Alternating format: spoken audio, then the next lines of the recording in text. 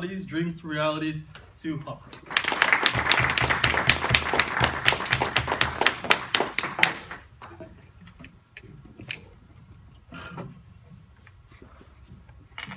How many of you set New Year's resolutions? Lots of people. And they're important. They're important from the standpoint of making an intention. But we all know most resolutions, they go by the wayside in a few weeks.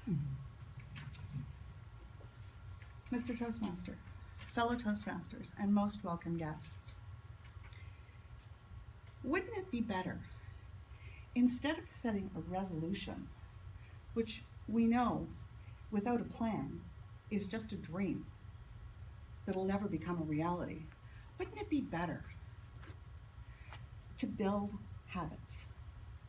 Habits have such incredible power. And if we build those, we will eventually create the behaviors that will achieve our intentions. But how do we do that?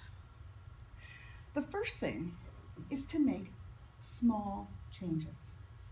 All too often, we jump into something. I'm going to get fit. I'm going to go to the gym every single day. I'm going to work out. I'm going to do everything. So we go. We push. And then the next morning, we can't get out of bed. So much for going to the gym. There's no motivation in that. But what if we committed to doing one push-up every morning? There's no reason for us not to do that. It would take what? 3 seconds? Even if you're running late, you've got time to do that. You're not going to push yourself so hard that you can't get out of bed. So commit to doing one push-up. Now, what does one push-up do for us?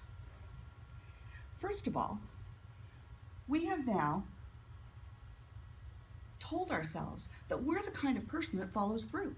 Because every single morning we get up and we do that one push-up. We've rewarded ourselves just by that feeling.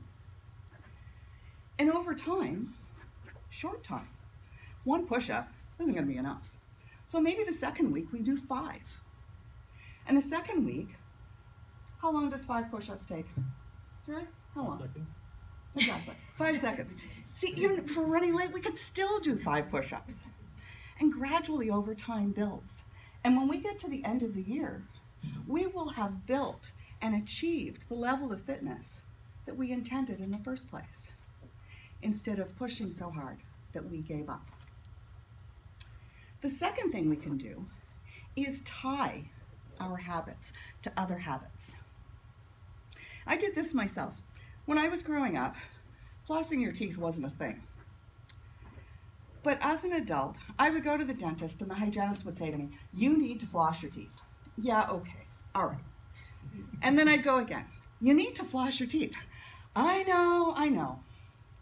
Well, one day I decided, I'm going to do this. But how do you remember to do it? You can tie that habit to something else. Every night, my routine. I get into my nightgown, I go into the bathroom, I brush my teeth, I go to bed. In between those, I insert flossing my teeth. And I made myself do it. Every night, I would go in, floss, brush, go to bed. And if I forgot, I didn't just say, "Oh well, tomorrow." I made myself get back up out of bed, go back to the bathroom, floss my teeth, brush my teeth, go back to bed. And over time, that became the routine. It became my habit. And I remember, a few months later, one night I forgot. I got into bed and I felt so strange because I hadn't flossed my teeth. It was now a habit. It was built into those neural pathways that this is what I had to do. Sometimes, to achieve what we want, we have to give up a habit. We have to break a habit, like smoking. That's the typical one. Smoking or eating junk food, those sort of things. So how do we do that? We make it expensive. Expensive doesn't have to be money. It can be. It doesn't have to be. We have to cause ourselves pain. If we do what we've committed not to do, it has to cost us. We've all heard about accountability partners, where you say to a friend, this is what I'm going to do, and I want you to hold me accountable. So if I do this, I have to confess to you that I'm not the kind of person who fulfills their obligations. And for some people, that works. For other people, it's not enough. I saw this many, many years ago. I was working with a couple of partners, and they went out one weekend with another family member. And over the weekend, they decided, the three of them, that they were all going to quit smoking. The deal was, if any of them had a single cigarette within 1 year, they had to pay each of the others $1,000. Cigarette? $2,000. Not a very tough choice. All three of them made it through the year. After that, who knows, but all three made it through the year. I recently read a book, Atomic Habits, by James Clear, and he cites a similar situation. A man was very frustrated with his wife's shopping habits. I guess she liked retail therapy. And when he wanted to give up a habit, he said, if I do this, you get $500 and you can spend it any way you want. And he was so frustrated with her shopping that he couldn't possibly do that because he would be giving her the $500 and saying, go, blow it. So it was successful because it cost him. Habits are so powerful, and we can use those.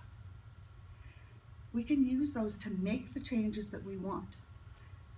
So, small increments. Link them to other habits. And if you want to break a habit, make sure it's going to cost you. And if you do those things, then your dreams can become realities. Mr. Toast.